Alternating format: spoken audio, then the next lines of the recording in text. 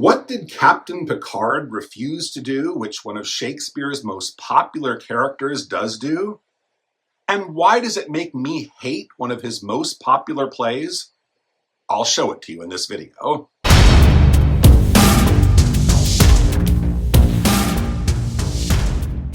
It never ceases to amaze me how in the 21st century, The Taming of the Shrew continues to be one of Shakespeare's most popular plays, especially with women.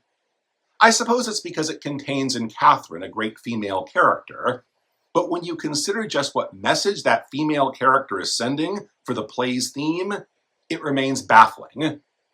It's like back in school when I complained about how dreadfully boring I found the works of Jane Austen when we were forced to read them, and it was suggested that sexism is what caused me to be so bored with works written by a woman with strong female characters like Elizabeth Bennet.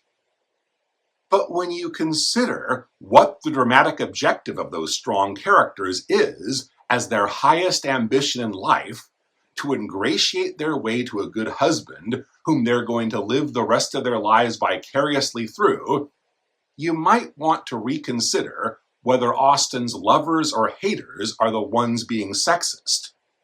You know who really ought to hate a writer who writes protagonists like that? Women. At least those who don't see themselves as the property of their husbands.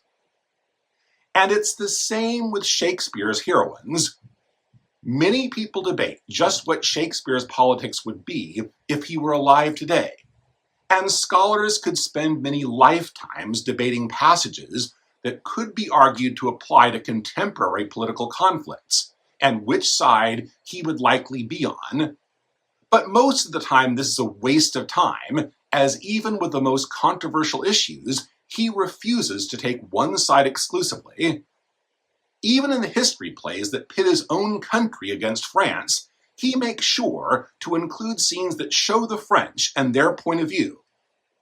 One of the many marks of his genius was the ways he almost always shows conflict in a way that humanizes both sides of a controversy, rather than just preaching to us.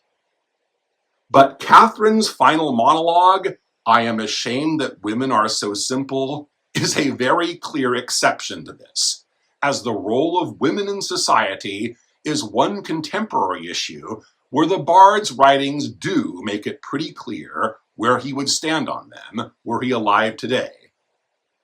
The Reduced Shakespeare Company, in their book, mentions that many of the play's contemporary defenders explain their toleration for this message by insisting that it was intended to be facetious, and then asks rhetorically just how many ways the people who say this are kidding themselves.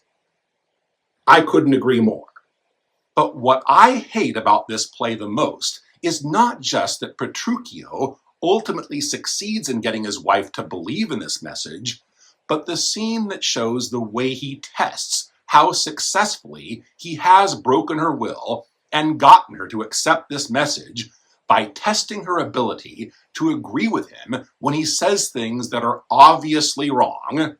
Folks, it's not just about women's lib here.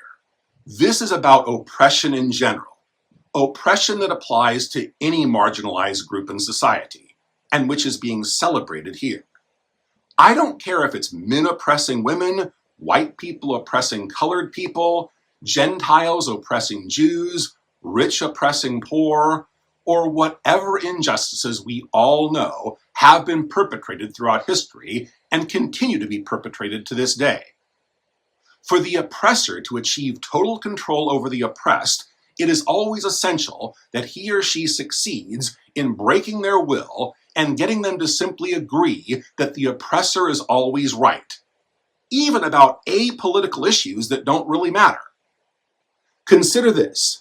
Even a human rights issue as hideous as torture routinely tests its effectiveness by seeing whether or not it has succeeded in breaking the victim's will and stripping them of the last traces of their dignity by seeing if you can get them to agree with you about the most trivial matters. How many fingers, Winston? I'm trying to see 5. I wish I could. Which do you wish? To persuade me that you can see 5, or really to see them? That's why Orwell so brilliantly observed that freedom is the freedom to say that 2 and 2 make 4. Or if you prefer, there are 4 lights. If that is granted, all else follows. So am I really the only Shakespeare fan that is bothered by this? What other controversial positions did he seem to take in some of his works that pissed you off? Let me know down in the comments. And if you enjoyed this video, please smash that like and consider subscribing for more performing arts content here on this channel. I'll see you all real soon.